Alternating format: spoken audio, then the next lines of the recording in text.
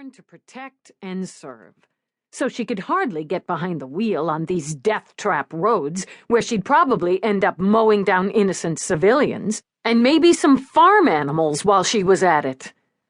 She wondered if they'd ever get where they were going, and what the odds were of getting there in one piece. Maybe she should run some probabilities. The road narrowed again, boxed in again, and Lieutenant Eve Dallas, veteran murder cop, pursuer of psychopaths, serial killers, homicidal deviants, fought to hold back a squeal as her side of the car lightly kissed the hedges. Her husband of 2 years, and the reason she'd suggested this leg of their vacation, took his hand off the wheel to pat her thigh. "Relax, Lieutenant. Watch the road! Don't look at me, look at the road! Except it's not really a road. It's a track. What are these damn bushes? And why are they here?" "It's fuchsia. Lovely, aren't they?"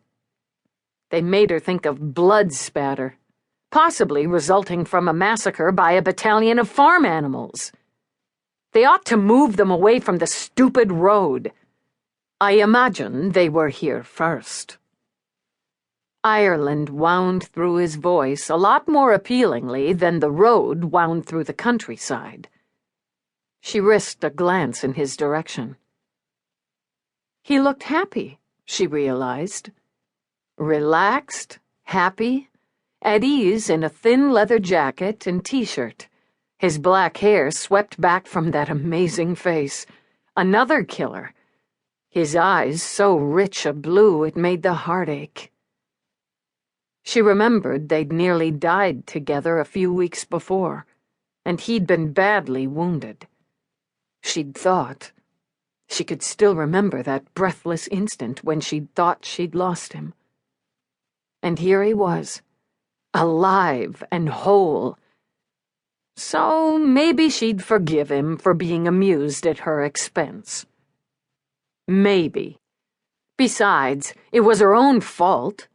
She'd suggested they take part of their vacation, their anniversary celebration, here so he could visit the family he'd only recently discovered. She'd been here before, after all. Of course, that trip she'd taken in a jet copter. When he slowed as they entered what could very loosely be called a town, she breathed a little easier. "Nearly there now," he told her. "This is Chula. Sinead's farm is a few kilometers from the village." Okay, they'd made it this far.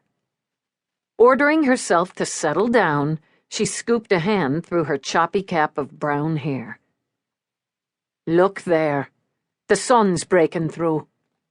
She studied the miserly opening in the gray and the watery beam that struggled through. Wow, the light. It's blinding. He laughed, reached out to smooth a hand over the hair she'd just ruffled. "We're out of our element, Lieutenant. Maybe it's good for us to be out of the norm now and again." She knew her norm. Death, investigation, the insanity of a city that ran instead of walked, the smells of a cop shop, the rush and the burden of command.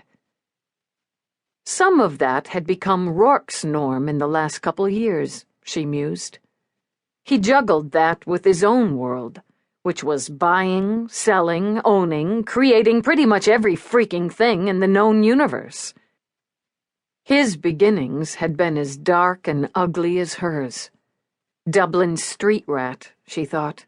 Thief, conniver, survivor of a brutal, murderous father. The mother he'd never known hadn't been so lucky.